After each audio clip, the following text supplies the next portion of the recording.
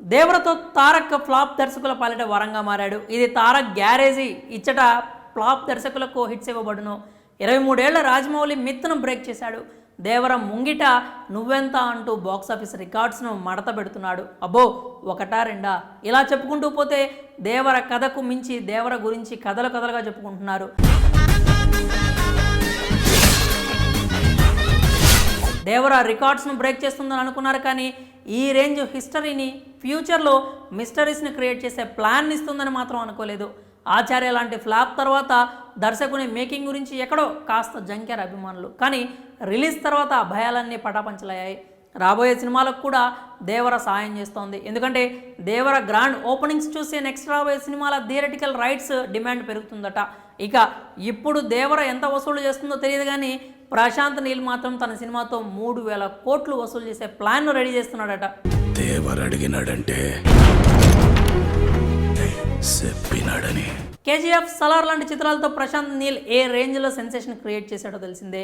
Box office రికార్డ్స్ను కూడా break చేశాడు.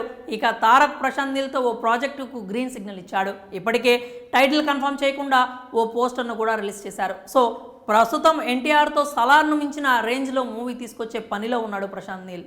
ఒకటి కాదు రెండు కాదు, ఏకంగా 3,000 కోట్ల స్ట్రాటజీని ప్లాన్ చేస్తున్నాడు. 3,000 కోట్ల వసూళ్ల మూవీ ఇప్పటి వరకు ఇండియా హిస్టరీలోనే రాలేదు. ఓ మూవీ రిలీజ్ అయ్యాక వచ్చే హిట్ టాక్ను బట్టి 1000 కోట్లు లేదా 1,500 కోట్లు వస్తాయని చెప్పొచ్చు. కానీ అసలు సినిమా షూట్ కూడా స్టార్ట్ చేయకముందే 3,000 కోట్లు వస్తాయని చెప్పడం భ్రమ.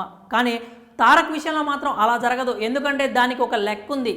ఆ లెక్క వెనుక మ్యాన్ ఆఫ్ ది మాస్ అనే లక్ ఉంది. దీనిని ప్రశాంత్ నీల్ టీం బలంగా నమ్ముతున్నారు.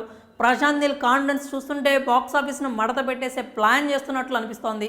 ఇప్పటి వరకు ఇండియాలో వసూళ్ల పరంగా దంగల్ మూవీ 2,000 కోట్లతో టాప్లో ఉంది.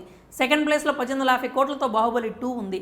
1,200 కోట్లతో కేజీఎఫ్ 2, RRR సినిమాలు ఉన్నాయి. ఆ తర్వాత 900 కోట్లతో సలార్, 750 కోట్లతో యానిమల్ ఉన్నాయి.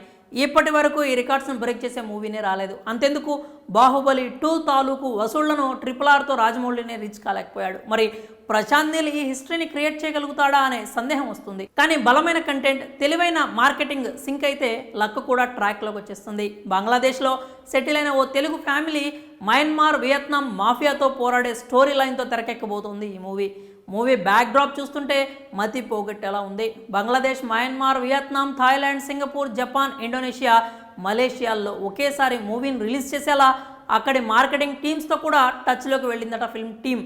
ఈ రేంజ్లో పక్కా ప్లానింగ్ ఉంటే 3,000 కోట్ల మార్కును టచ్ చేయడం పెద్ద విషయం ఏమీ కాదు. ఇక ఏమవుతుందో చూడాలి. మరి ఈ విషయంపై మీరేమనుకుంటున్నారో మీ అభిప్రాయాలను కామెంట్స్ రూపంలో తెలియజేయండి.